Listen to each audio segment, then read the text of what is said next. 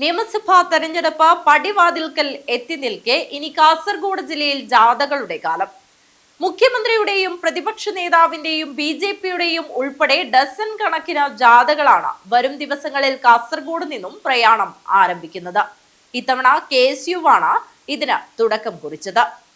നിയമസഭാ തെരഞ്ഞെടുപ്പ് അരികിലെത്തി നിൽക്കെ ഇനി സർക്കാരും പ്രതിപക്ഷവും BJPയും ഉൾപ്പെടെ ജനങ്ങളിലേക്ക്. ഡസൻ കണക്കിന് സംസ്ഥാന ജാഥകളാണ് കാസർഗോഡ് നിന്നും വരും ദിവസങ്ങളിൽ തുടക്കം കുറിക്കുന്നത്. ഇത്തവണ KSUവാണ് ഇതിന് തുടക്കം കുറിച്ചത്. ചൊവ്വാഴ്ചയാണ് സംസ്ഥാന കമ്മിറ്റിയുടെ നേതൃത്വത്തിൽ ജൻസി കണക്ട് യാത്ര ആരംഭിച്ചത്. LDFന്റെയും UDFന്റെയും സംസ്ഥാന ജാഥകൾ ഫെബ്രുവരി ആദ്യവാരമാണ്. ഈ മാസം 23-ന് ചേരുന്ന BJP യോഗത്തിൽ NDA സംസ്ഥാന ജാഥയുടെ തീയതിയിൽ തീരുമാനമാകും. തദ്ദേശ തെരഞ്ഞെടുപ്പിലെ തിരിച്ചടി മറികടക്കാനും മൂന്നാം വട്ടവും ഭരണം പിടിക്കാനും ലക്ഷ്യമിട്ട് LDF ഇത്തവണ 3 മേഖലാ വികസന മുന്നേറ്റ ജാഥകളാണ് നടത്തുന്നത്.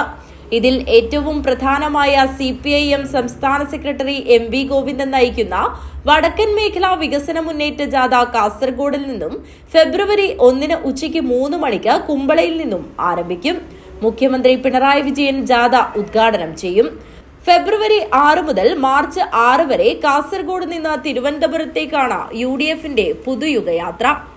പ്രതിപക്ഷ നേതാവ് VD സതീശൻ നയിക്കുന്ന യാത്ര കേരളത്തെ വീണ്ടെടുക്കാൻ UDF എന്ന മുദ്രാവാക്യമുയർത്തിയാണ്. സംസ്ഥാനത്തെ എല്ലാ മണ്ഡലങ്ങളിലൂടെയും യാത്ര കടന്നുപോകും.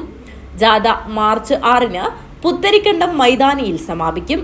ഇതിനു പുറമെ വിവിധ രാഷ്ട്രീയ പാർട്ടി ഘടകകക്ഷികളുടെ യാത്രകളും ഫെബ്രുവരി മാസത്തിൽ കാസർഗോഡ് നിന്നും തീരുമാനിച്ചിട്ടുണ്ട്. News bureau, Kasaragod.